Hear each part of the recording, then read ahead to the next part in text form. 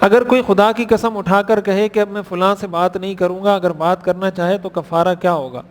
دیکھیں پہلے بات کرے گا تو اس کی قسم ٹوٹ جائے گی، بات کرنے کے بعد قسم کا کفارہ ادا کرے گا، اور کفارہ اس کا 10 صدقہ فطر ہے، 10 صدقہ فطر اس کا کفارہ ہے۔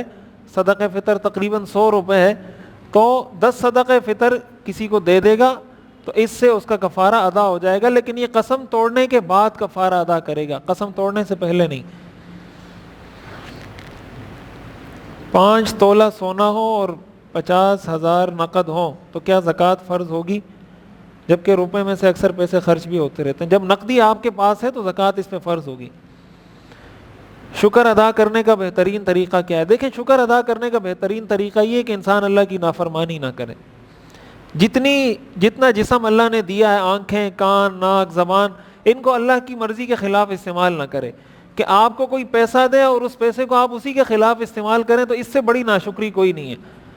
کہ آپ کو کسی نے کوئی نعمت دی، اس نعمت کو آپ اسی احسان کرنے والے کے خلاف استعمال کریں تو یہ بڑی ناشکری ہے۔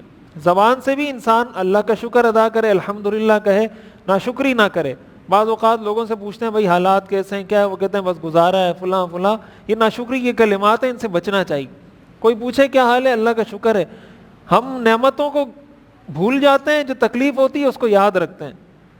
یعنی اگر سر میں درد ہے یا طبیعت خراب ہے یا ملازمت ختم ہو گئی ہے، یہ تو ایک مسئلہ ہے نا، لیکن آنکھیں کام کر رہی ہے، کان کام کر رہے ہیں، زبان کام کر رہی ہے، جسم کام کر رہا ہے، ہڈیاں کام، اتنی ساری نعمتیں بھول گئے، ایک ہمیں جو ہے نا وہ چیز یاد رہ جاتی ہے، ظاہر ہے یہ ناشکری ہے۔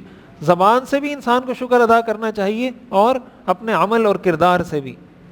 اگر کسی کو نہانے کے بعد پتہ چلا ہو کہ رات کو احتلام ہوا تھا تو کیا غسل کرے گا پھر سے؟ نہیں، اگر غسل کر لیا اور اس کو پتہ نہیں تھا اور اس میں غرارے اور جو سنت طریقہ ہے، جو فرائض ہیں غسل کے وہ پورے کر لیے ہیں تو غسل ہو گیا، دوبارہ کرنے کی ضرورت نہیں ہے۔